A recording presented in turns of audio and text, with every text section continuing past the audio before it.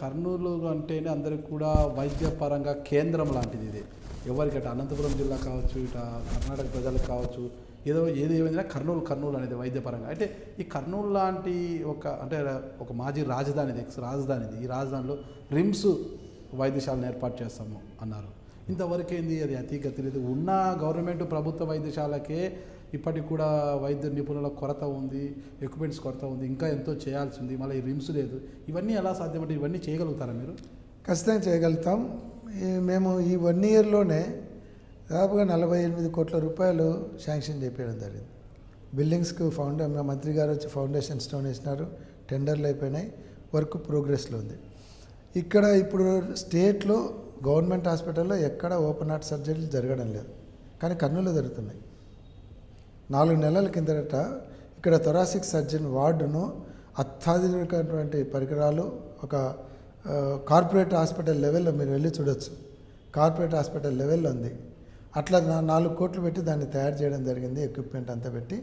Thoracic surgeon కూడా ప్రభాకర్ రెడ్డి గారు వచ్చినారు. ఈ 4 నెలల్లోనే దాదాపుగా 72 ఆపరేషన్లు ఓపెన్ హార్ట్ సర్జరీలు జరిగినాయి కర్నూలు టౌన్లో, గవర్నమెంట్ హాస్పిటల్లో, నాట్ ఇన్ ప్రైవేట్ హాస్పిటల్. ఇప్పుడు క్యాన్సర్ సూపర్ స్పెషాలిటీ హాస్పిటల్ కూడా సెంట్రల్ గవర్నమెంట్ శాంక్షన్ చేసింది స్టేట్కు 125 కోట్లతో. అది కూడా కర్నూలుకే ఇచ్చేసినారు. మొన్న టీం వచ్చేసి సర్వే చేసి కర్నూలు జనరల్ హాస్పిటల్లో చూసుకుంది. సైట్ కూడా వాళ్ళకు అలాట్ చేయడం జరిగింది. షార్ట్లీ అది కూడా వచ్చేస్తుంది. అవే కాకుండా మిగతా బిల్డింగ్స్, పాత బిల్డింగ్లు పడగొట్టి వర్టికల్ బిల్డింగ్స్ కట్టేదానికి 40 కోట్ల రూపాయలు ఈరోజు టెండర్లు అయిపోయి వర్కులు జరుగుతున్నాయి. అంటే ఒకటేసారి ఫండ్స్ తెచ్చిపెట్టి చేసేది కాదు. ఈ 1 ఇయర్లోనే దాదాపుగా ఈ ప్రోగ్రెస్ వచ్చింది. అంతకుముందు కూడా 25-30 కోట్ల వర్కులు బిల్డింగ్లు కూడా కంప్లీట్ అయినాయి. అంటే work is going on, not over night. Develop అయితే హాస్పిటల్ ఇప్పుడు బాగుంది. ఇంతకుముందు శానిటేషను, సెక్యూరిటీకి ఇప్పుడు చూసుకుంటే చాలా తేడా ఉంటుంది. మీరు ఫిజికల్ కూడా చూడొచ్చు. అక్కడ హైకోర్టు బెంచ్ లాంటివి తీసుకురావడంలో సైతము, అంటే అవి హైకోర్టు బెంచ్ ఏర్పాటు చేసి గతంలో రాజధానిగా ఉన్న కర్నూలు మరింత అభివృద్ధి చెందే పరిస్థితి ఉంటుంది. మనకు పరోక్షంగా కూడా ఉపాధి అవకాశాలు పెరుగుతాయి ఇక్కడ. ఇలాంటి విషయాల్లో మీరు చొరవ తీసుకోవట్లేదు. ఇంకో విషయం అంటే కోట్ల సూర్యప్రకాష్ రెడ్డి గారు రైల్వే శాఖ సహాయ మంత్రిగా ఉన్నప్పుడు ఇక్కడ రైల్వే కోచ్ ఫ్యాక్టరీ కూడా ఏర్పాటు చేశారు. అది కూడా అతిగతి లేదు. బుట్టా రేణుకా గారి కర్నూలు ఎంపీగా ఉన్నప్పటికీ కూడా రాష్ట్రంలో మీ ప్రభుత్వం ఉంది, కేంద్రంలో మీ చెలిమితో ఉన్న బీజేపీ ఉంది కాబట్టి కొద్దిగా ప్రత్యేక శ్రద్ధ కనిపించి ఆ కోచ్ ఫ్యాక్టరీ తీసుకురావడంలో కూడా మీరు పూర్తిగా విఫలమవుతున్నారు. రైల్వే కోచ్ దానికి ల్యాండ్ అక్వైర్ చేయడానికి స్టేట్ గవర్నమెంట్ 12 కోట్లు ఇవ్వడం జరిగింది. ల్యాండ్ యాక్విజిషన్ కూడా జరిగిపోయింది. ఇప్పుడు టెండర్స్ సెంట్రల్ గవర్నమెంట్ వాళ్ళు టెండర్ పిలవాలి. స్టేట్ గవర్నమెంట్ 12 కోట్లు ఇచ్చేసి ల్యాండ్ యాక్విజిషన్ కూడా కంప్లీట్ చేసేసింది. ఆ పోర్షన్ అయిపోయింది. ఇప్పుడు రైల్వే డిపార్ట్మెంట్ టెండర్లు పిలిచేటువంటిది ఆ పోర్షన్ నిలబడింది. అది కూడా తొందరలోనే చేస్తామని చెప్పినారు. మొన్న జీఎం గారు వచ్చినప్పుడు మేము అడిగినప్పుడు ఆయన తొందరలో చేస్తామని చెప్పడం జరిగింది.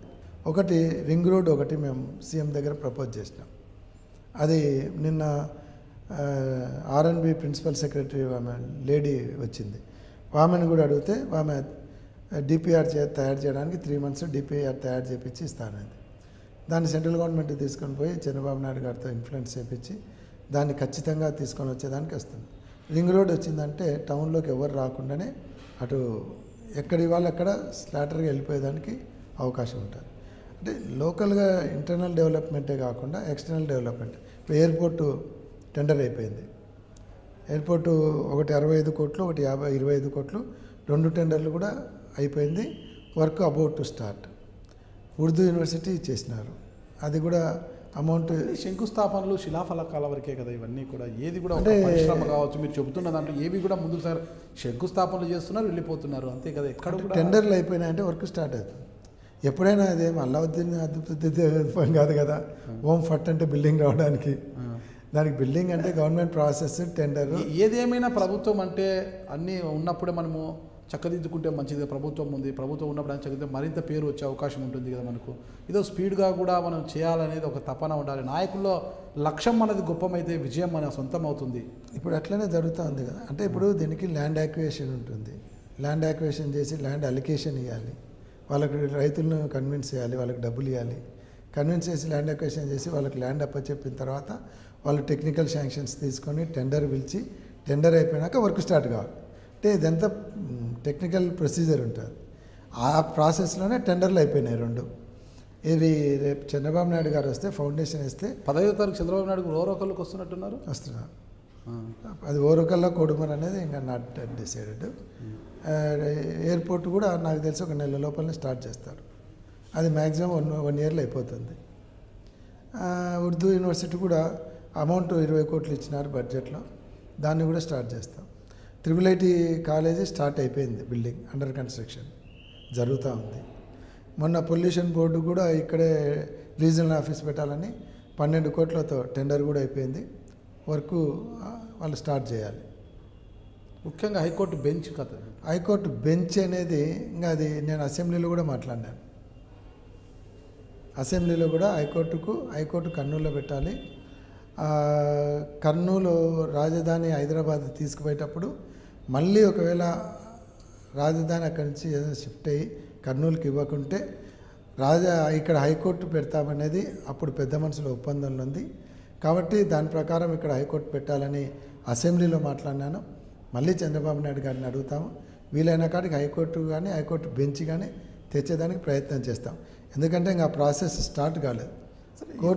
కోర్టు స్టేట్ నుంచి బయటికి తీసుకుని పోయే ప్రాసెస్ స్టార్టే కాలేదు. ఉమ్మడి కోర్టే నడుస్తుంది. ఇంత అభివృద్ధి చేస్తున్నామని చెప్తున్నా అయితే 2019 ఎన్నికల్లో మోహన్ రెడ్డి గారి విజయము కష్టతరంగానే ఉంటుంది. ఎందుకంటే పార్టీ మారుతూ మైనార్టీలు వ్యతిరేకమయ్యారు. అవతల చూస్తే మైనార్టీ అభ్యర్థిని సమన్వయకర్తగా పెట్టారు, అతన్ని అభ్యర్థిగా బరిలోకి దించే అవకాశం ఉంది. వైసీపీ వాళ్ళు అంటే అజీజో సంథింగ్ నేమ్ హఫీజ్ ఖాన్ని పెట్టారు మైనార్టీ అభ్యర్థి. ఇంకా మైనార్టీ ఎక్కువ ఓటర్లు ఉన్న కర్నూలులో ఓట్ల శాతం చీల్చింది. అందుకు మీరు రెడ్డి సామాజిక వర్గానికి చెందిన వాళ్ళంతా కూడా ఎక్కువ వైసీపీ వైపే సానుభూతి పరులుగా ఉంటారు. ఇంకోవైపు చూస్తే మీరు ఒంటారు ఇక్కడ. ఇటువైపు కేఈ కృష్ణమూర్తి వాళ్ళు మీకు సపోర్ట్ చేస్తారా అంటే వాళ్ళ వర్గాన్ని వాళ్ళు కాపాడుకోవడానికే వాళ్ళు ఎక్కువ ప్రాధాన్యత ఇచ్చే అవకాశం ఉంది, వాళ్ళు ఇవ్వకపోవచ్చు. మరోవైపు చూస్తే టీజీ వెంకటేష్ గారితో మీకు రాజకీయంగా విభేదాలు ఉన్నాయని అందరికీ తెలుసు. అంటే వ్యాపార పరంగా ఉమ్మడిగా చేసుకుంటున్న ఈ సిటీ కేబుల్ ఇవన్నీ కూడా రాజకీయంగా మాత్రం విభేదాలు ఉంటాయి మీ మధ్యలో. ఇవన్నీ వీళ్ళందరూ సపోర్ట్ చేయకపోవచ్చు. ఇక ముఖ్యంగా మీకు అండాదండగా ఉండే మీ బావగారు భూమా నాగిరెడ్డి గారు ఈరోజు మీ మధ్య లేరు, ఆయన వెళ్ళిపోయారు. ఇవన్నీ కూడా మైనస్లు ఉన్నాయి. ఎలా అధిగమిస్తారు? అసలు మీ ప్రణాళిక ఏంటి 2019 ఎన్నికల్లో? ప్రణాళిక పబ్లిక్లో కూడానే ప్రజలను నమ్ముకోవాలి, ప్రజలను పోవాలి. నాయకులు ఎంతమంది ఉండారు అనేది చూసుకుంటే రాజకీయం చేయలేదు. ప్రజలు ఎట్లుండారు అనేది చూసుకోవాలి. వాళ్ళల్లో ఒక పాజిటివ్నెస్ తెచ్చుకోవడానికి ప్రయత్నం చేయాలి. ఈరోజు మైనార్టీల విషయానికి వస్తే ఇంతవరకు కర్నూలు జిల్లాలో ఎప్పుడూ మైనార్టీలకు జరగని పనులు చేపించడం జరిగింది. దాదాపుగా 50 లక్షలు పెట్టి వాళ్ళకు ఒకటి ఈద్గా చాలా అధ్వాన్న పరిస్థితులు అంటే 50 లక్షలు పెట్టి దాన్ని బ్రహ్మాండంగా తయారు చేయడం. పాత ఈద్గాలో ఒక మసీదుకు 35 లక్షల రూపాయలు ఇవ్వడం జరిగింది. జామియా మసీదు కర్నూలులో ఫేమస్ మసీదు, 50 లక్షల రూపాయలు పెట్టి దాన్ని రెన్యువేషన్ చేస్తున్నాం. తర్వాత ఉర్దూ యూనివర్సిటీ రాష్ట్ర జనరల్ యూనివర్సిటీలు స్టేట్ హెడ్ క్వార్టర్స్లో ఉంటాయి, కానీ కర్నూలు పట్టణానికి ఇచ్చారు, ఇక్కడ ముస్లిమ్స్ ఎక్కువ ఉండాలని. తర్వాత గవర్నమెంట్ స్కీమ్స్ దుల్హన్ అయితేనేమి దాదాపుగా 1500 మందికి ఈ సంవత్సరమే 1500 జంటలకు 50,000 రూపాయల చొప్పున గవర్నమెంట్ ఇవ్వడం జరిగింది. ఇట్లా కొన్ని గవర్నమెంట్ యాక్టివిటీస్ ఉండడం ఉన్నాయి. తర్వాత నాకు మైనార్టీలలో ఉండేటువంటి సన్నిహిత సంబంధాలు ఉన్నాయి. ముఖ్యంగా కర్నూలులో ఉన్నటువంటి మైనార్టీస్లో ఉండేటువంటి గొప్పతనం ఏమంటే వాళ్ళు ఈ మతానికి ఇచ్చే ఇంపార్టెన్స్ కంటే ఎవరైతే మనకు బాగా పనిచేయగలుగుతారు అనేది ఫస్ట్ చూస్తారు. ఇక్కడ కులమతాలకు ఇంపార్టెన్స్ చాలా తక్కువ. ఇంతమంది మైనార్టీలు అత్యధికంగా ఉన్నాయి. ఏ రోజు కూడా కమ్యూనల్ క్లాష్ ఇక్కడ జరగలే, చిన్న ఇన్సిడెంట్ జరగలే. పండుగలు వస్తే హిందువులు ముస్లింలు కలిసి చేసుకుంటారు. వినాయక నిమజ్జనం వస్తే ముస్లిమ్స్ కూడా పాల్గొంటారు. ఇక్కడ అంటే ఇక్కడ హిందూయిజము ముస్లిమిజం అనేది లేదు. ఇక్కడ అందరు కలిసిమెలిసి తిరుగుతుంటారు. కాబట్టి ఒక ముస్లిం క్యాండిడేట్ అయినాడు కాబట్టి ముస్లిమ్స్ అందరూ ఆయన పోతారు. అక్కడ ముస్లిం ఉన్నాడు కాబట్టి హిందువులు అందరూ నాకేస్తారు అనేది ముస్లిమ్స్ ఎందుకు ఓటేయాలి అనేది కదా ఇప్పుడు చూస్తే ఇప్పుడు మొన్న జరిగిన క్యాబినెట్ విస్తరణ మంత్రివర్గ విస్తరణలో కూడా రాష్ట్రంలో ఇప్పటికే దాదాపు అత్తార్ చాంద్ బాషా కావచ్చు, జలీల్ ఖాన్ కావచ్చు, ఎమ్మెల్సీ షరీఫ్ కావచ్చు, వీళ్ళంతా ముస్లిం ఎమ్మెల్యేలు ఉన్న ఎమ్మెల్సీ ఒక ఎమ్మెల్సీ 2 ఎమ్మెల్యేలు ఉన్నా కనీసం మంత్రివర్గంలో వాళ్ళకి చోటు కూడా దక్కలేదు. ముస్లిమ్స్ అంతా అసంతృప్తిగా ఉన్నారు, మా వారికి కనీసం చోటు ఇవ్వలేదనేసి. అలాంటి సమయంలో ముస్లిమ్స్ టీడీపీకి మద్దతు పలుకుతారని మీరు ఎలా అనుకుంటున్నారు? అంటే ఎక్కడైనా సరే ఒక కమ్యూనిటీ అనేది మాకు ఎన్ని పదవులు ఇచ్చినారనే దానికంటే పదవి ఇస్తే ఒకరికి ఉపయోగం ఉంటుంది, అతను ఒక 100 మందికి ఉపయోగపడగలుగుతాడు. కానీ గవర్నమెంట్ స్కీమ్స్ కానీ గవర్నమెంట్ చేసేటువంటి కార్యక్రమాలు ముఖ్యం. ఆ వర్గం సంతృప్తి చెందుకురా, మా వర్గానికి చెందిన మైనార్టీకి ఒక మనీ మినిస్టర్ ఇచ్చారు, మా శాఖను అంటే మా సంక్షేమాన్ని చూడడానికి మా తరపున ఒక ప్రతినిధి ఉన్నాడు, మా మైనార్టీల సంక్షేమం చూడడానికి ఒక ప్రతినిధి ఉన్నాడు, ఒక ఆత్మ సంతృప్తి అనేది. ఇన్ని రోజులు వాళ్ళకు చూసుకునే దానికి ఎవరు లేకున్నా, వాళ్ళ మంత్రి లేకున్నా వాళ్ళ తరపున కొత్తగా దుల్హన్ స్కీము 50,000కి తీసుకొని వచ్చినారు. 25,000 ఉండేది 50,000 తీసుకొని వచ్చారు.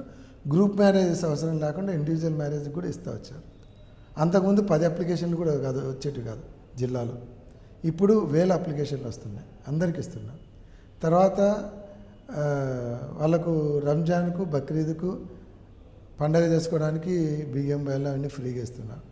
తర్వాత ఇప్పుడు పేష్మ్యామ్ మౌజన్స్కు ఆండ్రోరియం ఇస్తున్నారు, మసీదుల డెవలప్మెంట్కు డబ్బులు ఇస్తున్నారు. అట్లా అన్ని రకాలుగా ఇస్తున్నారు. ఇంతవరకు మైనార్టీ మినిస్టర్ లేడు, అయినా ఒక హిందూ మినిస్టర్ కన్నా ఇవన్నీ మైనార్టీస్కి కావాల్సినటువంటి అవసరాలన్నీ తీరుస్తూ వస్తున్నారు. ఇంతకుముందు ఉమ్మడి రాష్ట్రంలో 150 కోట్లు 200 కోట్లు బడ్జెట్లో పెడితే ఇప్పుడు 700 కోట్లు 800 కోట్లు రాష్ట్రం విడిపోయిన తర్వాత కూడా బడ్జెట్లో పెట్టి వాళ్ళ సంక్షేమానికి ఖర్చు చేస్తూ వస్తున్నారు. కాబట్టి ఎవరు ఉండారు అనేది కాదు, ఏమి కార్యక్రమాలు జరుగుతున్నాయి అనేది ఇంపార్టెంట్. అది చూస్తారు ప్రజలు, మనం ఎంతమంది బెనిఫిట్ అయినామనేది చూస్తారు.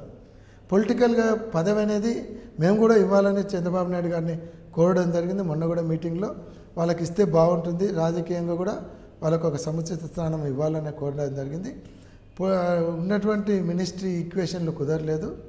డెఫినెట్గా వాళ్ళందరికీ కూడా ఒక గౌరవప్రదమైనటువంటి పదవి వాళ్ళకు ఇస్తాము, పొలిటికల్గా వాళ్ళకు ఒక మంచి అవకాశాలు కూడా కల్పిస్తానని ముఖ్యమంత్రి గారు కూడా మళ్ళీ చెప్పడం జరిగింది.